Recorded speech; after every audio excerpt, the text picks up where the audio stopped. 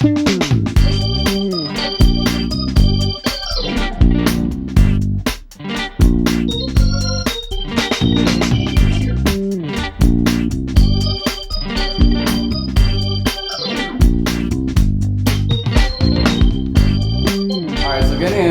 we invited here today is Eric Pennington. He's the founder of Epic Living LLC.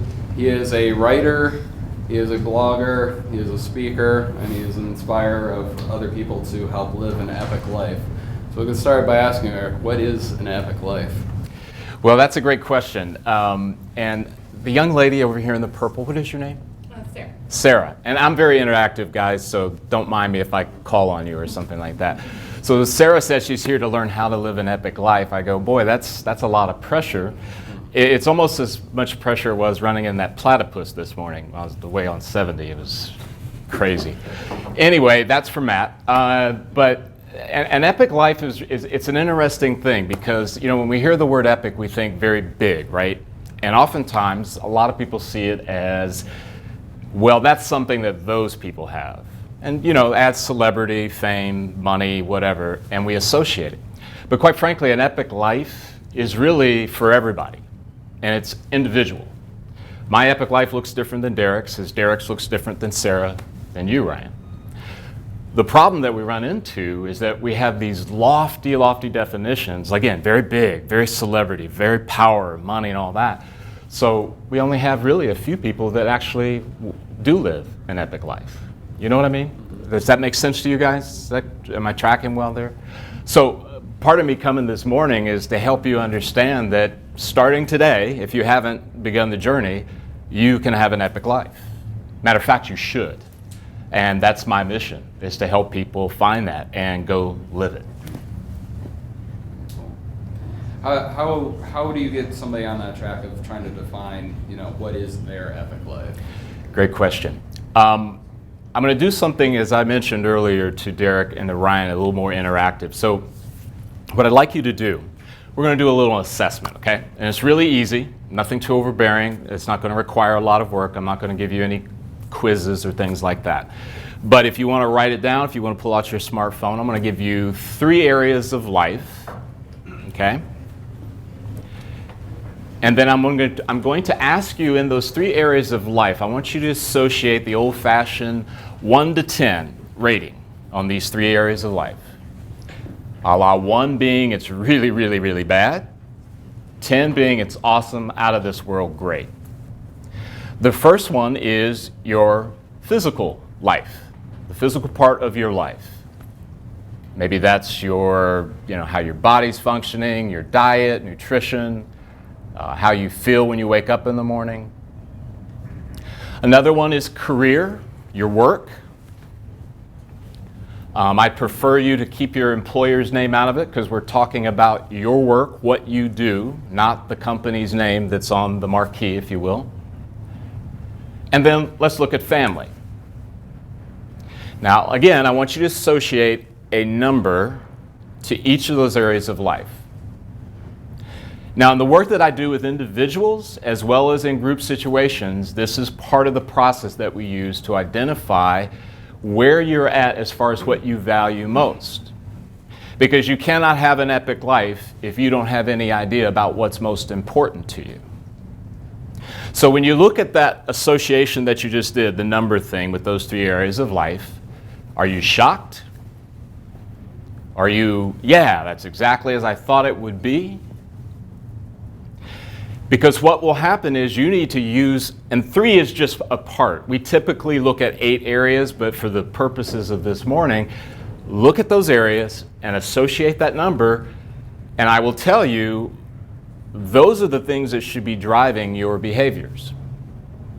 So for example, if you say that in the physical side of things, you rate yourself as a 9, that's a super, super important. You fight for your physical, right? But if I pulled you aside afterwards and I said, hey, so how often do you exercise every week? And you go, well, you know, it's probably been about 6 months now. Okay, all right. I said, well, okay, how about with your diet? I mean, are you making sure you're getting enough vegetables and, getting the right healthy fats in your diet? And you go, fats in my diet. Now, you mean like Doritos? Because I eat a lot of Doritos. Okay, right there I would say you're someone who has something called incongruent values. There is a difference between what you say is super valuable to you, and then there's the life that you really lead. We try to get people aligned to where we can say those things match up. Now, not to perfection, guys. I'm not saying you've got to have the diet that's 100% organic. I'm not saying you've got to work out 6-7 days a week, whatever. But there needs to be consistency, right? So from that perspective, that's a process. And I'll let you frame another question or two, but I want to come back at some point. We'll talk about some specific things that you can also do just starting out. Of those different values I had in there between work, family, physical, how do you maintain a good balance between all those different things? I know you can get a little too heavy, especially the people that were not able to attend today, that were a little too heavy on Cinco de Mayo yesterday. Too much life, and another career and other stuff going on. How do you maintain a good balance between those things? Well, I'm an experiential teacher, right? I'm not dispensing this, guys, just because I took a course in getting certified and now I can come out and tell the world. I've lived it. I was a corporate exec for a long time, for almost 15 years, right? And yes, I paid for all of my sins and I got out, all right? I've been an entrepreneur for 8. And here's the deal. When I was in my corporate life, where I had a corner office, I made a ton of money, I was the guy to watch. I was heavily weighted on career and money. If you ask me, hey, how's your physical life going? I would have said to you, well, you know what? I'm making so much money and I'm so well thought of, my physical life's okay. It'll take care of itself. You ever done that? You just conveniently ignore it because you just want to believe that, right? So I was heavily weighted in that area. Now, I got out of that world and I started realizing something. You know what? If I really want a life that matters, I've got to be allegiant to those areas that I value most. I can't be this guy that says it over here, but lives differently over here. And that's a matter of integration. It's a matter, again, of saying, okay, stake in the ground. I am going to work out 20 minutes a day, 5 days a week. If that means I got to get up a half hour early because I have to be at my job at 8 o'clock, if that means I'm going to do it at night, it is valuable to me. I will not let this go. Because until you do that, I mean, it just becomes one of these things where we talk about it and it's, again, this incongruent thing, And then we'll begin to find something else happens, guys. Atrophy sets in. Guys, from the physical standpoint, you'd have heard of muscle atrophy, right? There's this fade and it begins to slowly wane and it becomes much more difficult to get it back. So I say that with urgency. Well, what I hear too is talking about kind of goals and being goal oriented and heading towards like certain, I want to accomplish this, I want to do all these different things. How do you get yourself to, kind of maintain in the present though and appreciate the journey that you're going through of trying to achieve those goals? Sometimes I feel like time just goes by so fast because you're just so focused on that next step that you totally miss something. Like, how do you focus on the journey? Yeah, there's a couple of things that really come to mind. One is mindfulness. You've probably heard that term. It's probably, before the year's out, it's going to be overused and worn out like so many of other buzzwords, right? But mindfulness, some people consider that reflection, some people consider it meditation, some people call it prayer. It can be what you want it to be, but ultimately it is a daily exercise of taking time out to clear out the clutter. Because see, what happens is a lot of times people lose perspective in that race, right? Moving, time is flowing. I got to get to this, I want to get to that. And all this stuff just starts accumulating to the point of being overwhelmed. Great example, I gave a speech to a group of teachers about 3 months ago, and we were talking a little bit about mindfulness. And I said to the group, I said, have you ever had a day where you don't even remember breathing? And I had a teacher, and she said it under her breath. That's every day for me.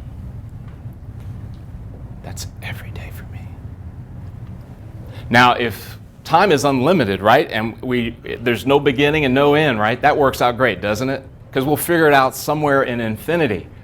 But ladies and gentlemen, life is a limited time offer. And she says, that's every day for me.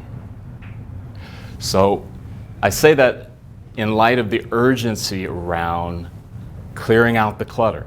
I practice a 10-minute a day approach. 5 minutes in the morning, 5 minutes in the evening, of where I don't do anything. I have nothing on, I'm sitting and I'm not active. I'm just letting the thoughts get cleared out.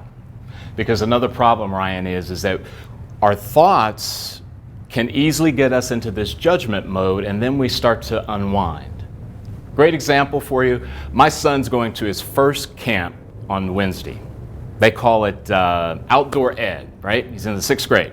He's going to be gone for 3 days. First time. Driving down the road, and I start thinking, this is the first time he's been away for 3 days. And then before I know it, if I'm not careful, I start to think, well, how do I know that there's not some kind of poisonous, and there's this mumps thing, and there's this other thing, and before I know it, I got to stop. He can't be going, okay? Now, see, you guys are laughing, but you know I'm right, am I not? Mindfulness allows me this place of where I don't have to judge that. I don't have to worry about that. We're not living in Nigeria and there's a fear of being kidnapped. But so many people live their lives in that manner. They react and they stay on that treadmill, if you will, and don't know how to get off. Mindfulness helps clear that out. That's one key way. You actually just brought up another thought to me. You're saying about being in other places and getting kidnapped. I feel like a lot of times we can be kidnapped and imprison ourselves from reaching an epic life and then reaching our full potential. How do you recommend that people get over those kind of limiting beliefs that kind of hold them back from reaching their goals? Yeah, that's good. I think that, and guys, I obviously this is not the environment for to take you through all of our programs, but one of the processes, again, that value inventory, if you will, and to be able to look at things like, well, what is your thought life like? What thoughts are you taking and holding on to and judging? And how are you measuring those in the sense of reality, right? We've heard the term or the acronym for fear, right? False evidence appearing real, right? All right? And sort of taking yourself through a process of really evaluating, and that's where the mindfulness thing comes in, right? But typically the people that I have met and the people that I have helped in this process, when we get them to the place of where they know what's most important to them, they can address their performance in those areas, and we practice things like mindfulness and how to use that. Typically they don't have as many of those issues, because what I didn't say at the beginning when we were talking about how do you know and how do you get to that place of knowing, right, is if you have no idea what's most valuable to you, anything is valuable to you, right? I mean, if it doesn't, what's the old Winnie the Pooh thing, right? What did he say? I want to go somewhere. No, there's the Alice in Wonderland, right? The rabbit, Well, if you don't know where you want to go, I guess it doesn't matter where you go. So it's alignment. That's the best way I can say that. Interesting. So you're talking about the people you work with. Who are kind of the typical people that you end up working with that are facing a lot of these challenges? Yeah. It's interesting, Ryan. A lot of times we find people who are at crossroads, right? Who've come to a place and they ask this atypical question. I even looked this up on Google Trends and how many people had searched this term. Is this all there is? It's pretty powerful. So oftentimes it's people who've gotten to that place. There's got to be more. I'm successful in my work. I've got a family. I'm doing things in the community. But is this it? I'm just going to do this and do this and do this. One of the key areas when people ask me in social settings, so what do you do at Epic Living? I help people find life over the sun. And life over the sun really is a communication of the opposite of the other term, right? Under the sun. You remember that term? Nothing new under the sun, right? And under the sun implies that we're doing all this activity that was done 40 years ago by a guy that looked like me and looked like you, right? You ever seen the show Mad Men? Okay? You ought to, if you haven't already, take a look at that show through the lens of the 21st century and look at the behaviors. There's the guy in the office that just wants to get promoted. He just wants to, how do I get to the next level? You got the guy that buys the new Cadillac. He just made partner. They drink a lot, right? There's affairs. And guys, I'm going to go into the gory details of that show, but the idea is if you're not careful, you'll repeat exactly what they did. Now, hear me out clearly here. I'm not saying you should not work in a corporate situation, you should not want to be promoted, you should not want to make a lot of money. But what I'm saying is the hierarchy of it. How is it, Ryan, that if you and I said, our family is a 10, but you and I never see them? What is that? But that happens every day. So typically we're finding people who are at a point where they're saying, okay, wait a minute, something's wrong. I can't keep doing this. From a business perspective, when we have businesses that will ask me to come in and do group-oriented type things, are employers that realize the better aligned you are with the things we've been talking about, the better the performance. It's kind of soft, as they will call it, but at the end of the day, it's been proven over and over again. And let's face it, guys, in this room today, don't we realize it? If we're more aligned with what we feel is more important, we're practicing mindfulness, we're happier, we're going to be better employees. Duh, right? So it's that type of an employer, a group situation, and then the individual at the crossroads. And we may be rehashing things a little bit with this next question I have for you, but when somebody comes to epiphany that you just said, I said I'm a 10 on a family, but then realize I'll never see them, I'm like, eye-opening experience. I want to change that. I want to reshift those things and talk about balance, write down, setting what your goal is. What's kind of the first physical step? Somebody try to realign that, because if you're very heavily invested in one, it may be hard to just pull the plug on. Yes, absolutely. Well, that's a good point, Ryan. Here's a good encouraging note for you guys. You don't have to pull the plug. Oftentimes when people realize that there's this problem or this misalignment, they go, I gotta stop. Right? And they do something radical. I've got to quit my job. I've got to stop doing this. And it's these radical turns. What the work I do with people is that great that we've acknowledged it, that there is a problem. But guess what? If you go to bed tonight and get up and go back to that workplace, the world probably won't come to an end. So by the grace of God, maybe we'll have a little bit of time. So we'll meet for coffee. And we'll start planning some small experiments, some small goals. Maybe it's, okay, this month I'm going to look at going back to school, and I'm going to look at Franklin, OSU, and Ohio Dominican. Something small. But guess what? You're moving forward, right? Nothing radical. No running into your boss's office saying, I've had enough, I had an epiphany, it's time to change, I'm not spending enough time with my family, right?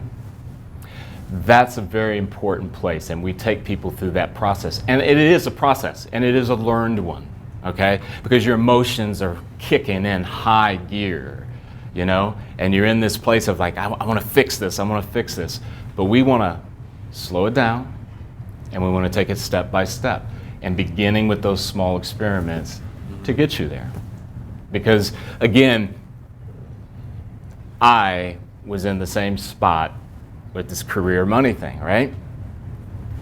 That was all important to me. But the beautiful thing is, I got to turn around. And at the end of the day, I believe that's the same for everybody. We're going to actually go into questions from the audience a little sooner, because I feel like we do have a lot of people that are going to have good questions. Awesome. This kind of thing. Awesome. So I'm going to open that up. Whoever's willing to jump at it. I may have been getting the wrong side. That's all right, Sarah. Okay. So, for someone who is trying to reshift those areas of their life, how do you approach, so you work a lot of hours and you're looking to, still put in good work, but you're trying to cut down on that. How do you approach having those kind of conversations with management and whatnot about the reevaluation and ensuring your happiness as a good employee? Sure. Well, again, as I mentioned earlier about these radical swings, these, oh my gosh, I've got to change it now approach. I think I always would counsel somebody to take a step back and begin a process of evaluation and reflection. We go back into the mindfulness thing. Let me clear out the clutter and let me get to this place where I've got clarity. Let me look at the situation. Instead of sitting here, I'm going to sit here and look at things. Sorry, putting you on the spot and making pressure and all, right? But so often as human beings, we don't do that. We stay right here. We're right here. What am I going to do? What am I going to do? The swirl, right? So once you've done that evaluation, hopefully, and again, not knowing what management may be like, and boy, I've seen a lot, okay? Hopefully you have the kind of group that you can have dialogue. Again, nothing radical, no jumping in and saying, okay, look. It's, hey, could we maybe have like 30 minutes next week, a Tuesday morning? I want to talk about some things that I've been learning and how it might help me be a better employee. Now, if I'm a manager in that environment, I'm probably going, absolutely. If you work for a jerk, this approach is an approach. I just volunteer.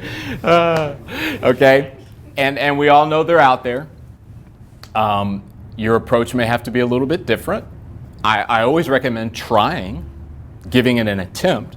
But if you get shut down, the last time I checked, is anyone in here forced to work where you work? I mean, is there a gun to your head that if you don't work there, you will be shot?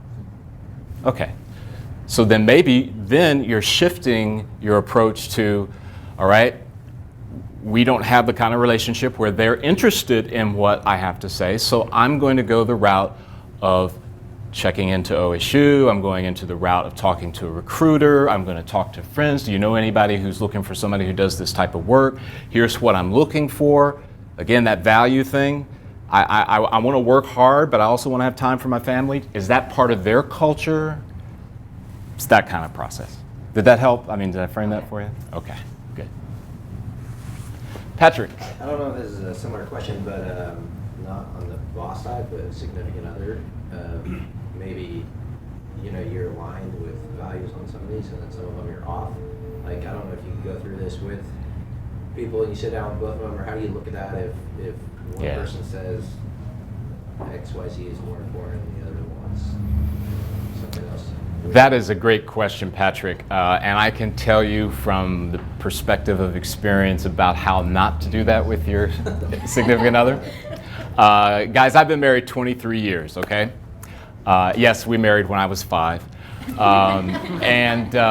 This arranged marriage things, don't turn your back on that. It could be good.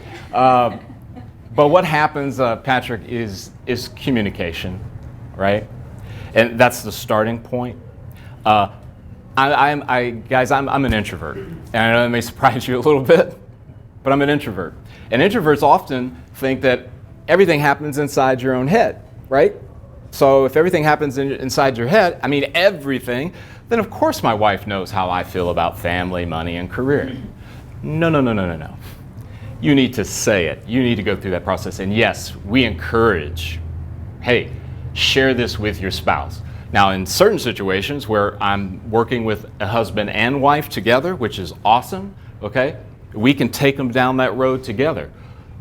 Always with the precursed warning that I don't know the dynamics of your relationship, so we can't pull out boxing gloves in the session if there's disagreement. But hopefully, you guys, they would be able to go down that list, those 8 key areas, right, and go, okay, I rate this one of this and this one of this. And if there's differences, there can be dialogue and communication.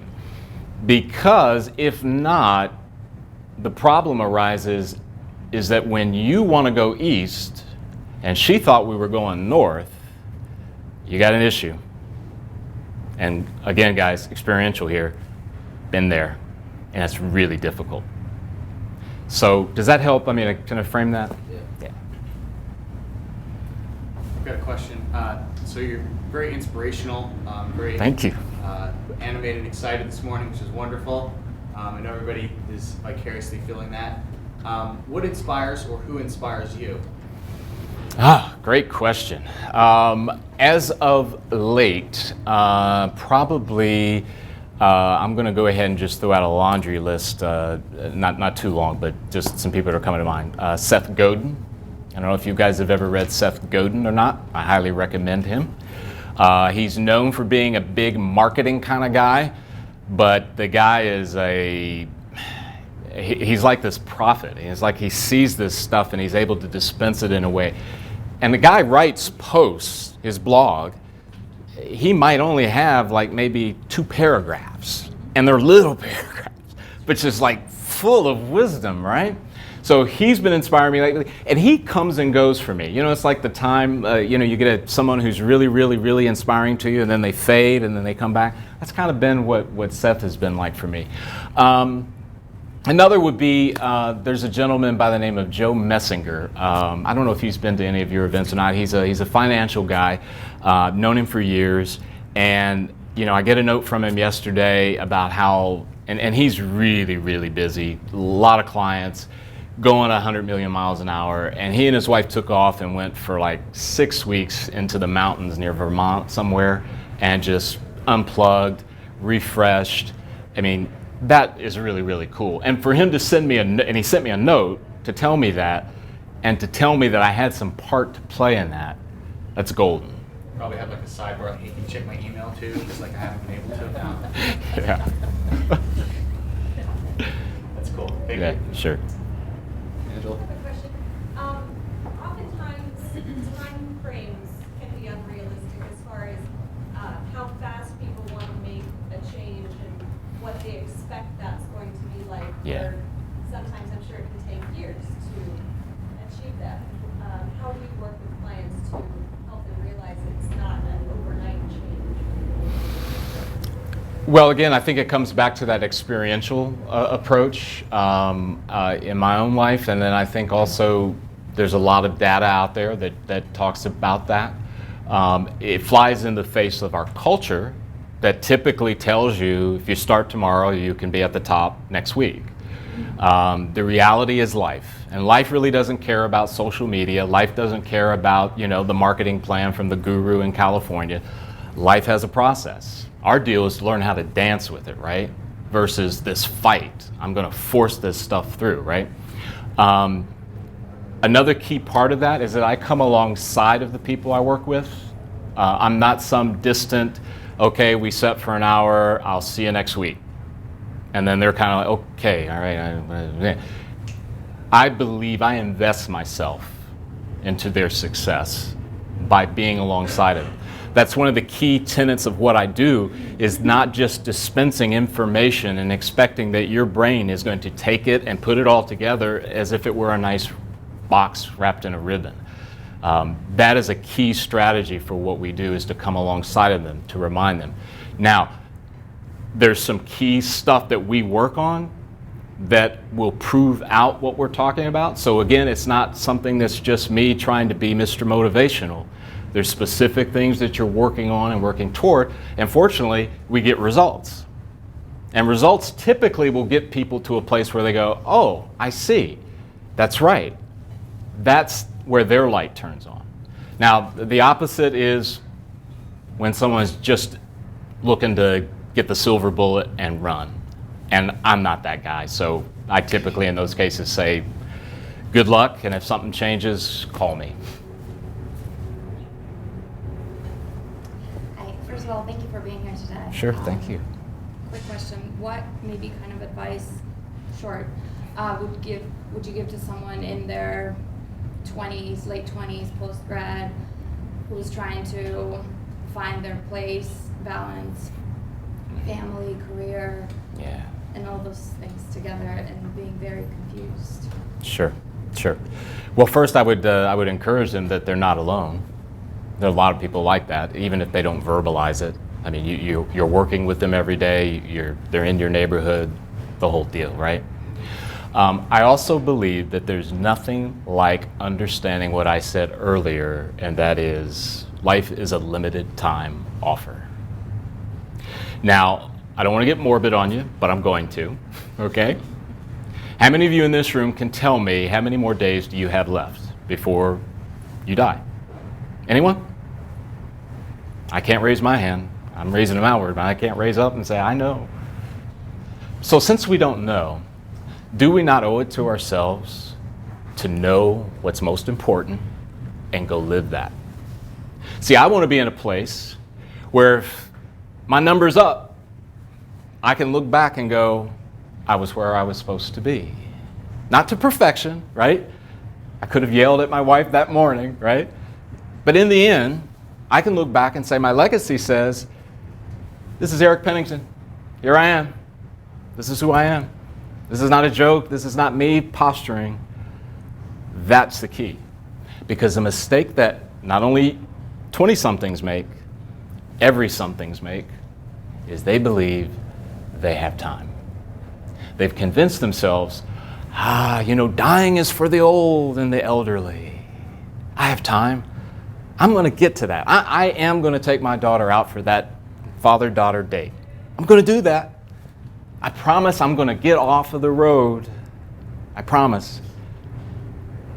Story for you. I'm going to take you way back. Do you remember that song? All right. Hopefully I'm not going to date myself, but I was like 2 when it came out.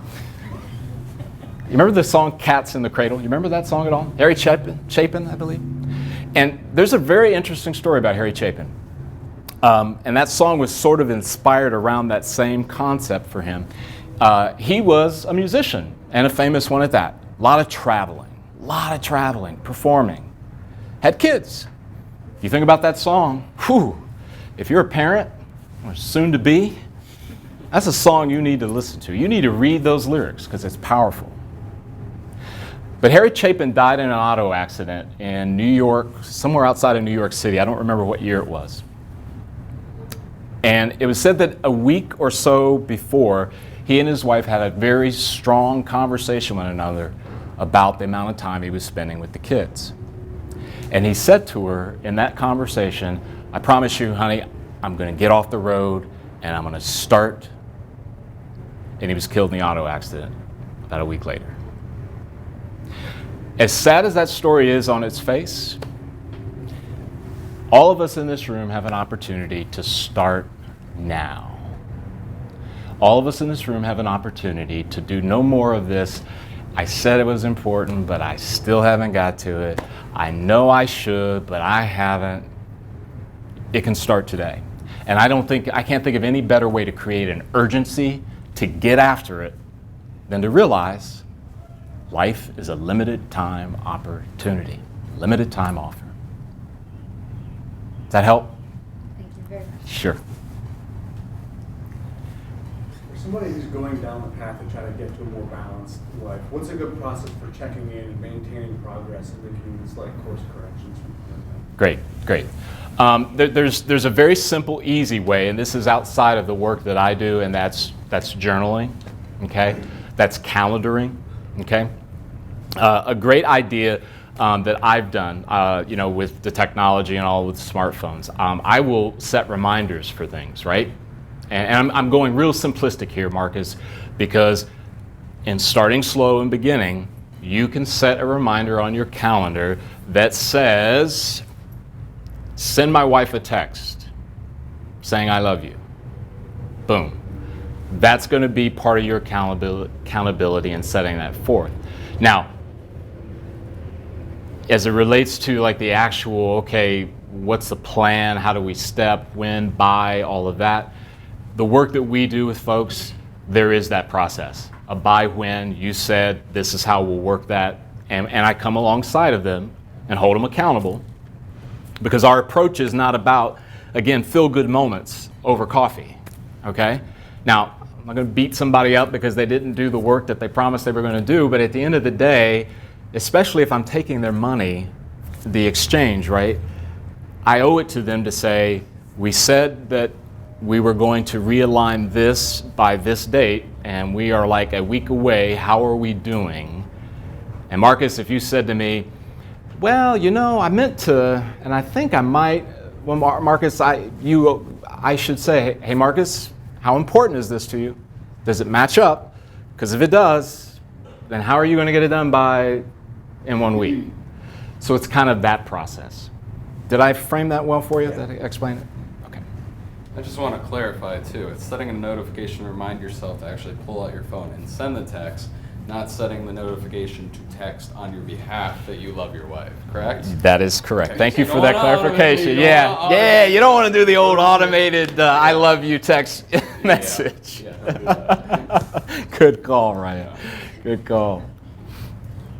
Other questions? Hey, Eric, a lot of great information. Thank you. And just if you wouldn't mind maybe walking through some of your experiences with your transition, going from corporate structure to Sure, owning sure. your own company. Sure, that's good because there's some warnings I need to give you guys because, you know, in this room right now, this is really great, right? I'm feeling the energy. I hope you are too. It's inspiring. But we're getting ready to go out here, and there's going to be an office. There's going to be a client that's not happy. There's going to be a boss that wants you to do something and didn't tell you. So I really want to get you to this place of where I can set you off. And absolutely, I'd love to work with every single one of you as a client, no doubt. I'd love to work for your companies, no doubt. But the recognition is 100% in this room are not going to do that, right? So I'm going to give you some warnings along with that. But my situation, again, I was running really, really hard and fast, right? I was the golden boy, the one to watch, the whole 9 yards. And then I realized, boy, you know what? You make a great expense save target. Man, if we cut you, your salary, your benefits, your stock options, that could really, that could be good. And then I got the visit. Hello, goodbye. You could stay for the afternoon if you want, but you know what? You could go now if you'd like. That was the drill for me, right? Kicked me out into that place. I was hurt. I was overwhelmed, like, oh my gosh. And this is even, guys, I got a fat severance for like a year. But I still was like, but wait a minute, I was the guy, remember? And I thought I had all these friends. I had like 2. I had only like 2 people called me after I was a civilian. What's up with that? Wasn't I the one to watch?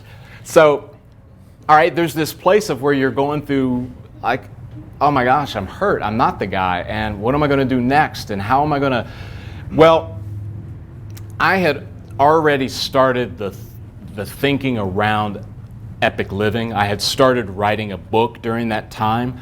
So there was a little fuel in the tank for me to go, this is my opportunity. Because if I have to be honest, when they let me go, they actually did the best thing, one of the best things that any organization or person could have done for me. Because I was bored, right? I was bitter. And quite frankly, you know what? I could have done the job in my sleep.